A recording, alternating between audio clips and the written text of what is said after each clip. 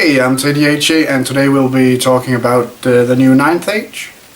As a system, I will not go through everything, but I've picked out some of the things that I think are important. It is some of the stuff that are a bit different from the Warhammer Fantasy that I came from, 8th edition especially. The reason I'm looking down a bit is because I have my notes down here, so I will try not to do too much, but yeah, I can't stop it entirely, because then I do not know where I am.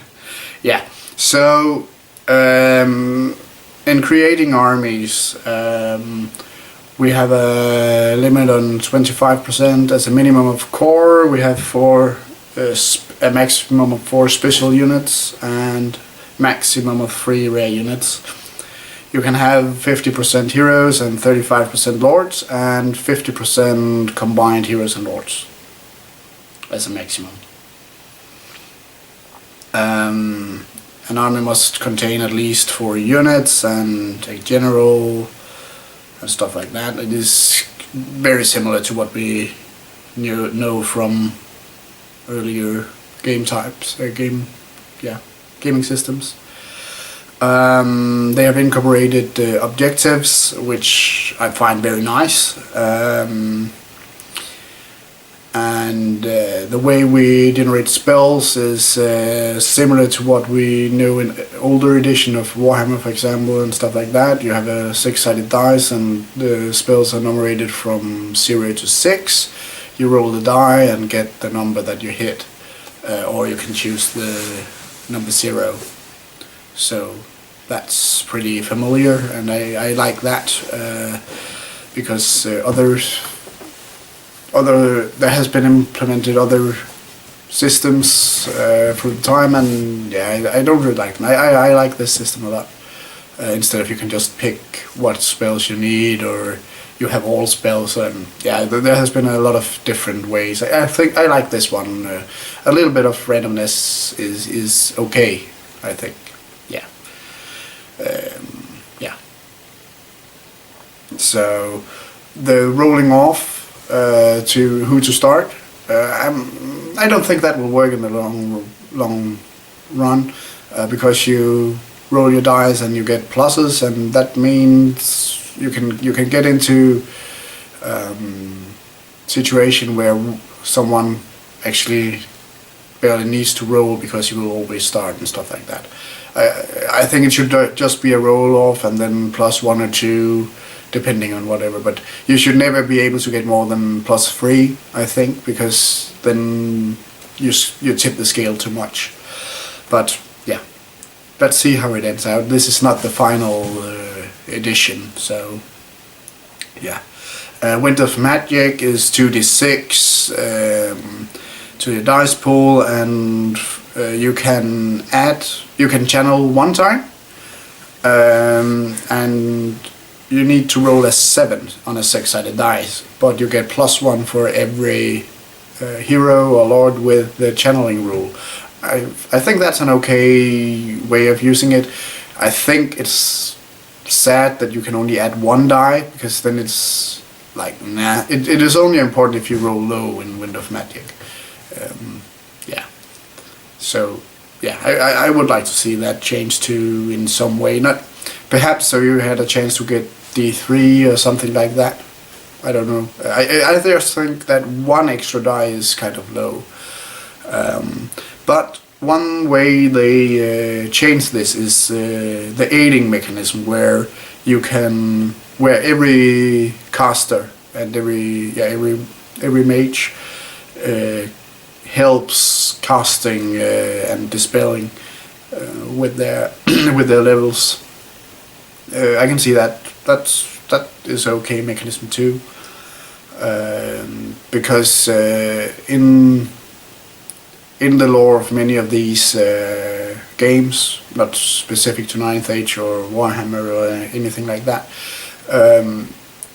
mages do call upon the same power, and they are linked in some way. So it also symbolized with miscast and stuff like that. So I think it makes sense that that they can aid each other in spell casting too, because they are drawing on the same power. Yeah, there was something more about spells. I just need to find out where I am. Yeah, it's Laws of Focus. It looks like what it did in Warhammer Fantasy to people who know that. So if you so you can't aid or other wizards in their casting of dispelling, and yeah, it is pretty mundane. We still have the miscast. It has been changed a little bit from other game types, because now your dice pool you use to throw the spell is determined on the strength of the miscast, and it also have armor piercing now. So it has been changed a little bit, and I think that's a good idea. There could be other ways to do it, but it will discourage people to use too many dice at casting spells.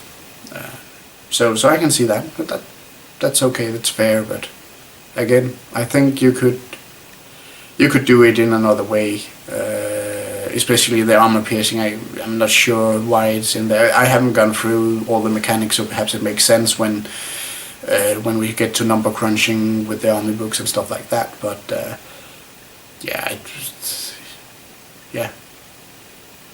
it could just be the strength, and then perhaps with no armor saves or whatnot. I don't know, but yeah, it's a huge discussion, and I can't come up with anything better. I'm just a little confronted by why it should have armor piercing, but yeah, it is not ruining anything or anything like that.